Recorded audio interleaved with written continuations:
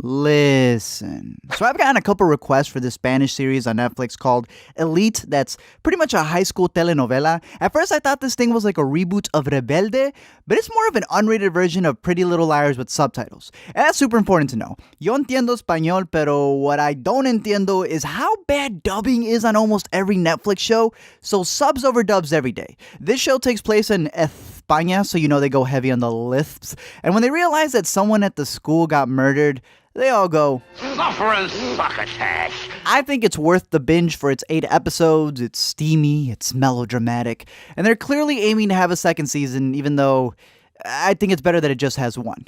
Let me explain. So right off the bat, this thing has a pretty elite title, showing you how everyone is going to marry each other and they're coming from opposite ends. We got these 3 kids who arrive at this preppy school after an incident that happened in their previous one. 2 of them got scholarships for using their head, while the third one, Christian, got there because he got hit in the head. All the trust fund kids look down on them because they're considered too poor to be in their presence, which, I mean, the last school was so bad the roof fell on their head, so they kind of have a point. You got Samuel, who I would say feels like the main character in this series. He's one of the 3 who got a scholarship to come to this school, and right away my man falls in love with Spanish Emmy Rossum. Problem is that his brother just got out of jail as well, and that dude doesn't just look like John Bernthal. He's got his anger too, and the man swoops up his brother's girl. Suffering succotash. The big deal with the show is that Marina, the one who the 2 brothers like, gets murdered, and so we're seeing these flash forwards of everyone getting interrogated as we lead up to it. And even though she's one of the rich kids, it kind of sucked that she died because I thought she was one of the better characters. She was pretty cool. She wasn't stuck up until we learn. ¿Qué pasa con Marina? Que es seropositiva, nano.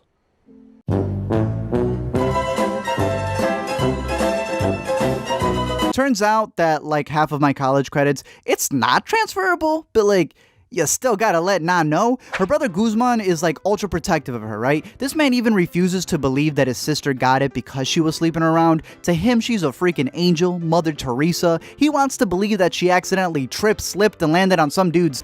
Guzman's adopted, but he quickly also adopts the lifestyle of being a douche, especially since his girlfriend Lou is worse than him, right? Like there's a point where they devise a plan to screw with the 3rd scholarship student named Nadia, because she's like the Penny Proud of the school. The thing is that everyone's trying to get this Ivy League trophy that'll get him a full ride to this university in Florida, but only one student can get it. That's why Lou demands Guzman to seduce Ned to brew a plan that screws her, because Guzman actually starts falling for the girl. Nadia has a brother named Omar who's a drug dealer, so his dad just wants to lock him up in a closet, not realizing that Omar is already coming out of it. He starts a little fling with Anders, who's the principal's son and Guzman's right-hand man before he becomes Omar's left-hand man. And these 2 are like the only ones in the show, right? Omar and Anders, who I actually was rooting for because they were never doing anything bad to anyone else. They just should have ran away and escaped all the pressures of their parents. And the craziness of these 3. ¿Te has leído la Constitución? Pues no. Listo. Estoy esperando a que saquen la película. Now, to me, Christian is a straight-up cartoon, which is why I guess I can kind of relate to him to a degree. This man knows he doesn't belong in the school because he just got in because of an accident, so he tries to make the best of it. He's a complete buffoon, and even on the first day, he's all ready to work on a group project with a girl, not realizing that it involves 3 partners. Carla right here may be the background friend, right? Like you see her at first and you think she's the Amanda Seyfried of the group, who's cute and innocent, you know, the one who stands behind the mean girls, not realizing she's the conniving one. First off, she has Polo, Whymper, and Marco in his little hidden corner as she gets off, makes Christian believe that he's fitting in, but only physically. And when it comes to cover-ups, this chick is Skylar Whitebad. See, by the time they're all getting interrogated in the future, trying to figure out who did the murder, it ends up being almost anyone, right? Like Marina ends up pregnant with Nano's kid, so the cops can easily think that he's got probable cause, even though he just wanted to run away with her. It could also be Samuel, since he realizes that the girl he likes is a lying, thieving adulterer at heart with his brother. Nadia's mad at her because she snitched on her brother for selling drugs, which means Anders is too, since that's his boo. She has the teacher on edge because he did this. Perdona, que era mi madre. No, así compartimos con toda la clase. Lo importante... A ver, ¿me das el teléfono? Nadia, lee, por favor. Lee. No. Marina no tiene sida, animal. which is why teachers never confiscate those phones. Her brother Guzman is always angry, so he could have just had a fit. She's also backstabbed her family by stealing their expensive watches that have these secret USB drives in there because she wants to run away. And that gets Carla mad because that blackmailing also involves her dad. So by the end of it, when she finally ends up being the one who wins the award, ain't nobody care about her except soy boy Samuel. I'm sorry that people are so jealous of me, but I can't help it that I'm popular.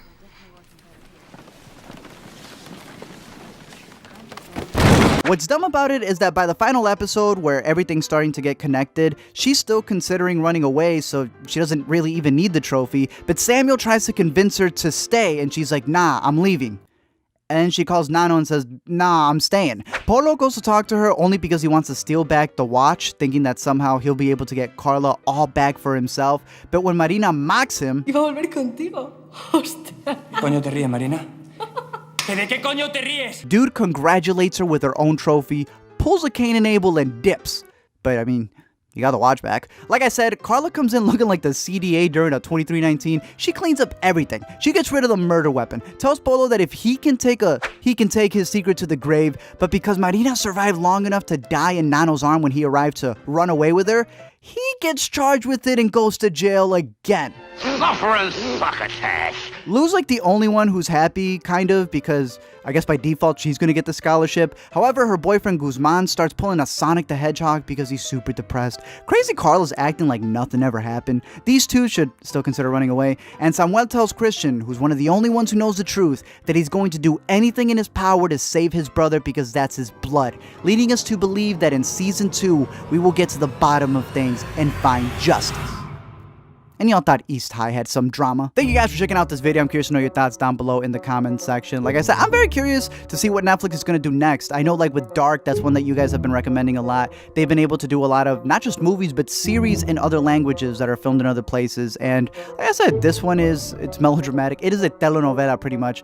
I'm curious to see what they do with season 2, even though I feel like they're going to drag it out because like the whole point of season 2 is making everything be normal and okay when that's not the world that they've built up. So I don't think you're gonna find justice in season 2, and if you do, it's gonna backhand everything they did. But I'm curious to know your thoughts about this. Don't forget to comment, like, and subscribe, and I'll send you a free subscription to Telemundo.